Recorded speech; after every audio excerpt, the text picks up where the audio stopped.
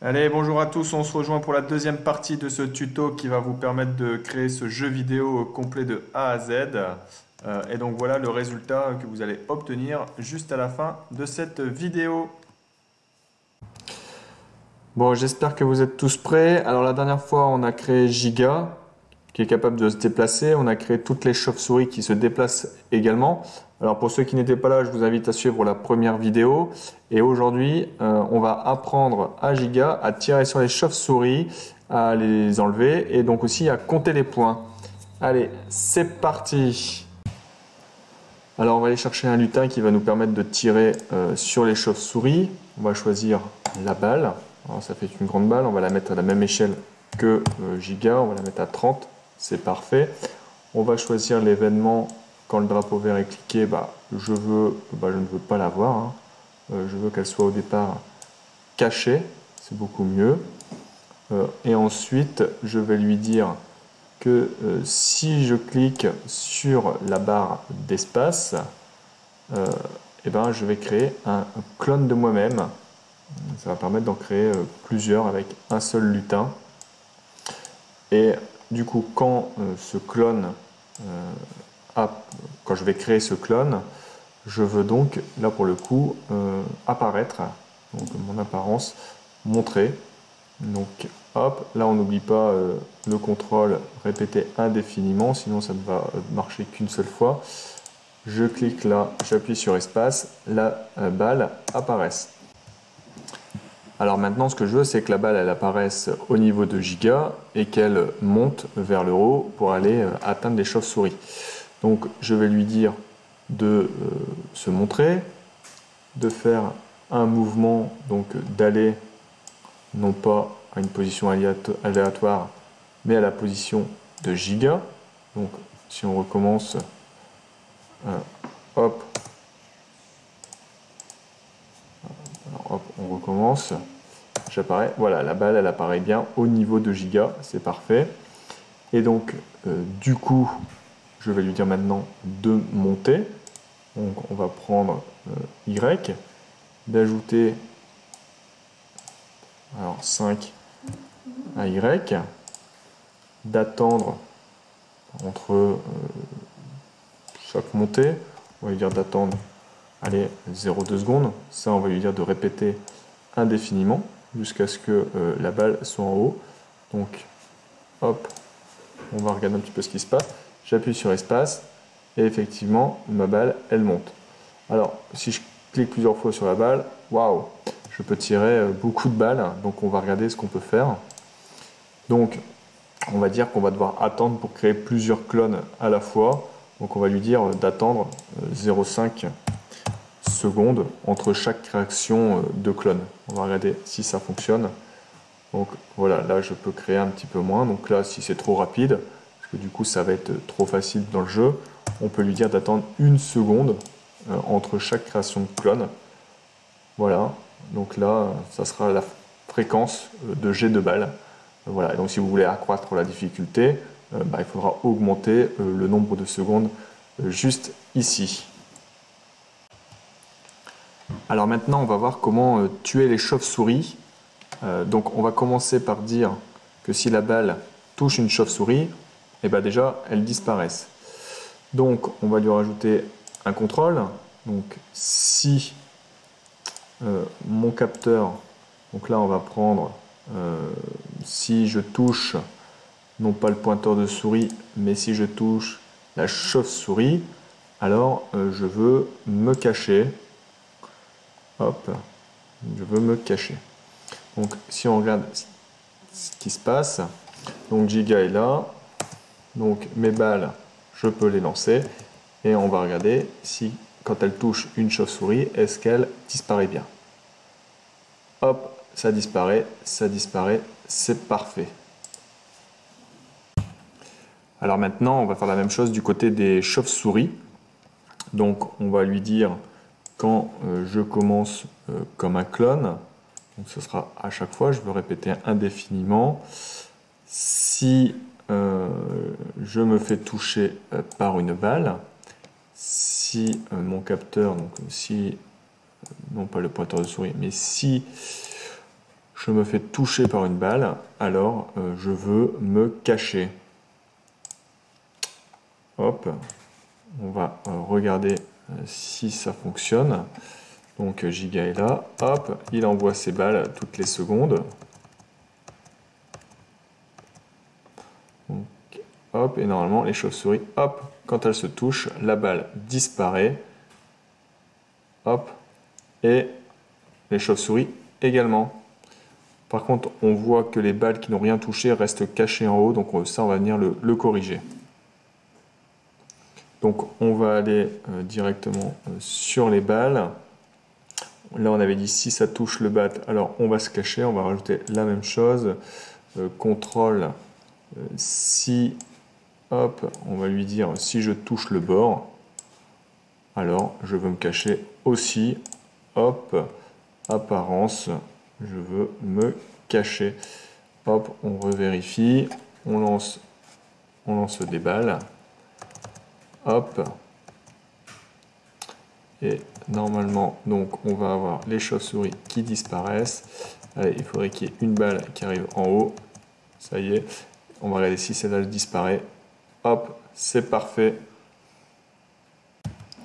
Bon, si on regarde un petit peu ce qu'on a fait jusqu'à présent, donc les chauves-souris apparaissent, Giga est capable de se déplacer, on est capable de tirer des balles, voilà, et on est donc capable de tirer sur les chauves-souris. Alors maintenant, on va vouloir rajouter un score à notre jeu, donc on va rajouter une variable, on va l'appeler score, donc pour tous les sprites. Ok, donc le score vient d'apparaître ici, et donc on va marquer des points à chaque fois que les chauves-souris vont disparaître. Donc on va la rajouter ici, on va pas mettre, on va ajouter ici 10 à notre score. Donc si on regarde, on est à 0. Hop, je vais lancer des balles. Est-ce que lorsque je vais toucher une chauve-souris, mon score va augmenter?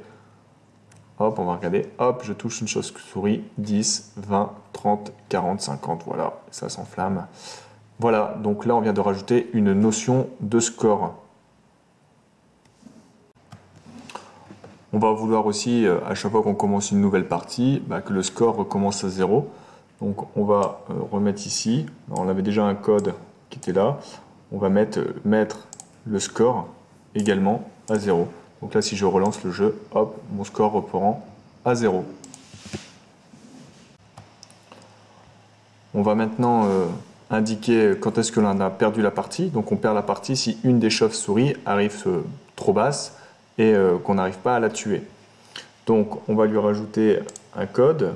On va dire si, donc on est bien sur les chauves-souris. Donc ici, sur ce code-là, on va venir rajouter si notre ordonnée est inférieure. Alors on va regarder un petit peu où c'est. Donc là, Y il est à 10, Giga il est à moins 140. On va venir lui dire, si on est allé à moins 120, eh ben, on aura perdu. Donc si son Y est inférieur à 120, alors il va envoyer un message. On va lui dire d'envoyer un message, envoyer à tous le message, alors, nouveau message, on va dire game over. Voilà, donc la partie sera terminée. Et donc du coup, quand la partie sera terminée, on va dire quand je reçois le message game over, et ben dans ce cas-là, je veux disparaître. Donc mon apparence, je vais la cacher. Et puis on va essayer de changer d'arrière-plan à ce moment-là. Donc on va aller chercher un autre arrière-plan. Bon peu importe celui que vous voulez, hein. Allez, on va prendre le premier, l'Arctique. Hop, et du coup on va aller sur l'arrière-plan. Hop, et dans le code de l'arrière-plan, on va venir lui dire alors, que quand on commence, on commence sur l'arrière-plan, alors pas l'Arctique, met sur l'arrière-plan Blue Sky, ça c'est notre premier. Et quand il recevra le message hop, de Game Over, et ben il va apparaître, apparence, on va apparaître et on attendra sur ce niveau-là. Voilà, donc là ça sera quand la partie sera terminée et qu'on aura malheureusement perdu. Alors on va revenir sur le code hop, de la chauve-souris, on peut le lancer, hop, donc là on peut commencer à jouer. Alors je vais pas aller jusqu'au bout sinon ça va être un petit peu long, mais donc si la chauve-souris arrive à peu près au niveau des cheveux de Giga, et ben on va perdre la partie. Alors on va aussi maintenant définir quand est-ce qu'on a gagné la partie.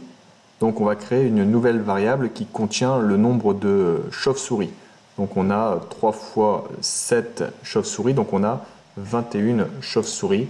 Donc on va venir créer une nouvelle variable. On va l'appeler monstre restant. OK. Et donc on va lui dire exactement comme ici, on va lui mettre la variable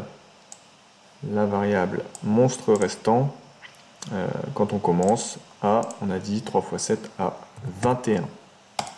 Et donc on va, de la même manière, quand on ajoute 10 au score, on va venir ajouter moins 1 à notre monstre restant. C'est-à-dire qu'il restera un monstre de moins. Donc quand on va commencer, hop, on est bien à 21.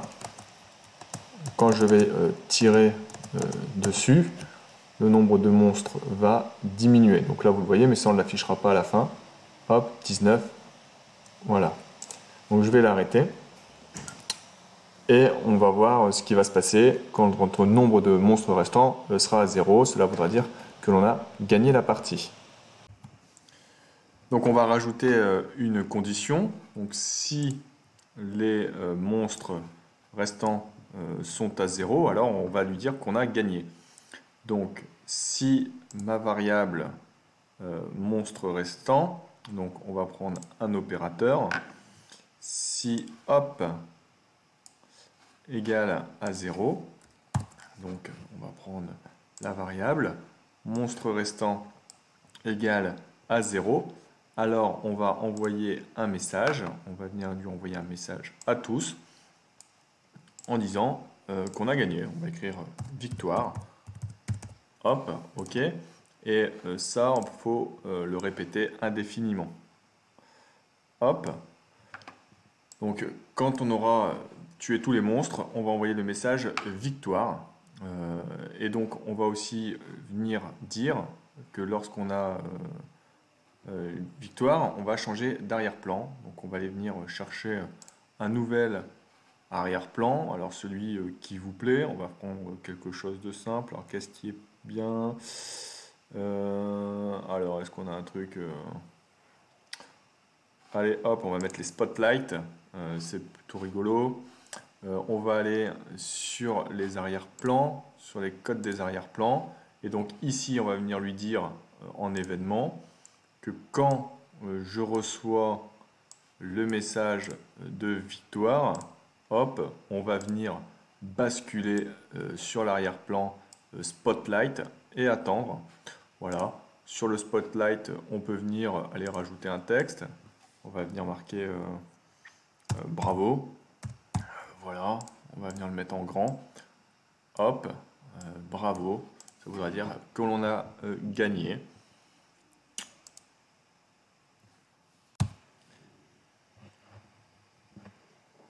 Bon, grâce à ce tuto, vous êtes maintenant capable de créer un jeu vidéo tout seul.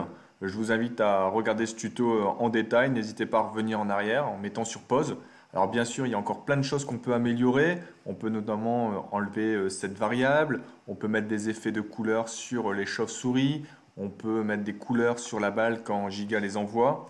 Alors dans une prochaine vidéo, je vous ferai sûrement une version customisée de ce jeu-là. Donc n'hésitez pas, abonnez-vous. Et puis si vous avez réussi à faire ce jeu ou si vous avez aimé ce tuto, n'oubliez pas de me mettre un pouce.